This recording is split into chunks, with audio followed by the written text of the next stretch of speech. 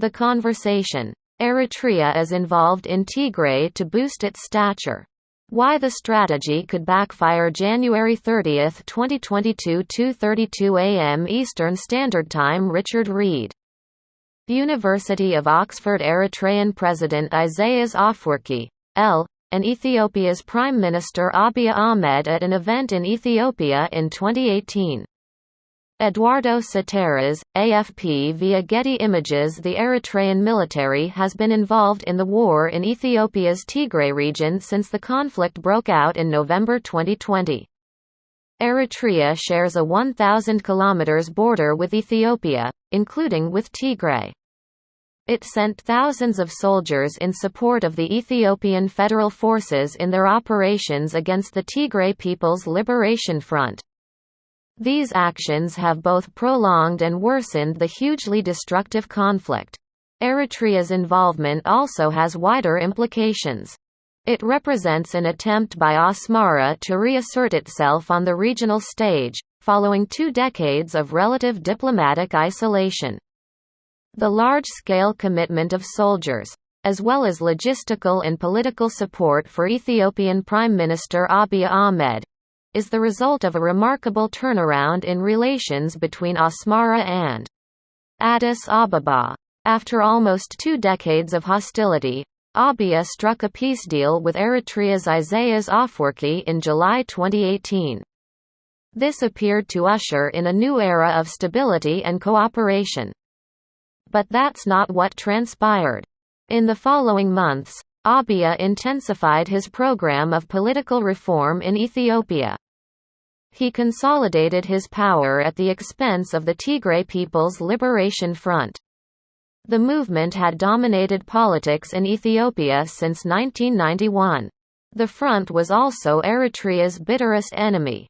There had been a troubled history of relations between it and the Eritrean People's Liberation Front dating back to the 1970s.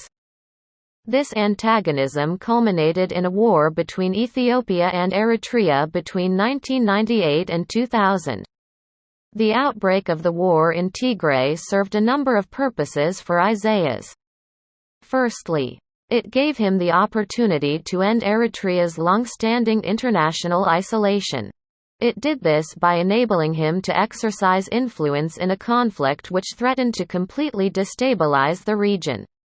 This was a deeply worrying prospect to a range of international actors. Secondly, it reasserted his influence in Ethiopia's internal affairs.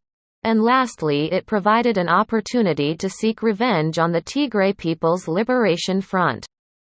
The front's leadership outwitted and outgunned Eritrea militarily in the 1998–2000 war. It also outmaneuvered Eritrea diplomatically in the years following the conflict. Eritrea's opportunistic policy. The government in Asmara has pursued an opportunistic foreign policy.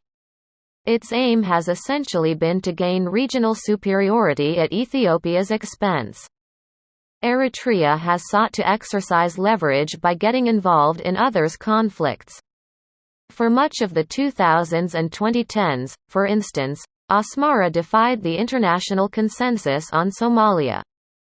This consensus was primarily orchestrated by the government in Ethiopia, at the time led by the Tigray People's Liberation Front. Reaching the consensus involved the creation of a transitional federal government with broad international support. Ethiopian troops and African Union peacekeepers, supported in the air by the U.S., launched offensives against al-Shabaab, the Somali Islamist group which Eritrea was accused of supporting. This led to the 2009 imposition of sanctions on Eritrea.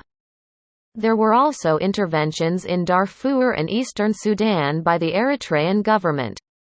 Eritrea's regional policy has largely been influenced by Ethiopia, its much more powerful southerly neighbor. But Ethiopia has represented both an obstacle and an opportunity in the pursuit of regional dominance. In many respects, the single biggest obstacle facing the Eritrean People's Liberation Front regime in Asmara is a strong, united Ethiopia. a country capable of dominating the region in economic, military and diplomatic terms, and especially one covertly or overtly hostile to Eritrea itself. This was the case under the Ethiopian People's Revolutionary Democratic Front regime led by the Tigray People's Liberation Front. A weakened and disunited Ethiopia, with at least some political actors who are easy to influence, therefore represents an opportunity for Eritrea's interests. This is because the Eritrean People's Liberation Front's vision for the country is as regional gatekeeper and pivot, secure in itself, cohesive and militarily potent. In search of that status, the best scenario is to have Ethiopia unstable enough to allow opportunities for intervention and influence. Asmara would also want to be able to justify prolonged militarization, which has become the hallmark of independent Eritrean nationhood. But, it wants to avoid Ethiopia's total collapse.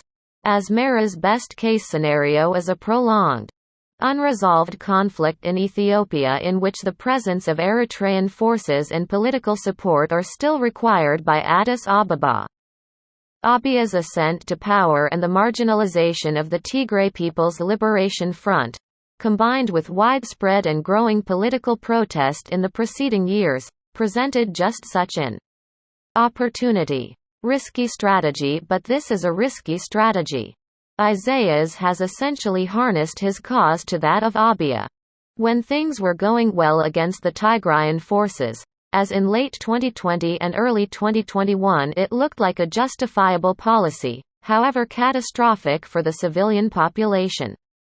But it could backfire. There have been signs that negotiations between the Ethiopian government and Tigrayan leadership may be possible. If there is to be serious dialogue between Addis Ababa and Mekelle, the Tigrayan leadership will demand the withdrawal of Eritrean forces and Isaiah's removal from discussions over Ethiopia's future. Abiy will need to concede this. In such a scenario, Isaias will quickly find himself isolated. This would take him back to the pariah status he has occupied for most of the last 2 decades. Further, in the longer term, an Ethiopia where various parties are reconciled to one another's legitimacy could once again become a hostile entity on Eritrea's southern flank. Involvement in other people's wars is inherently risky business. The Eritrean People's Liberation Front regime has frequently played with fire. It has done so domestically and regionally. Yet, to date, it has seemingly defied geopolitical gravity.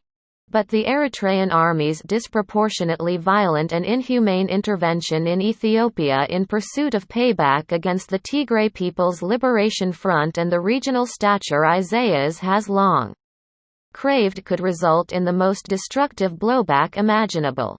A coalescence of Ethiopian antagonists and domestic opposition that presents an existential threat to the Eritrean government itself.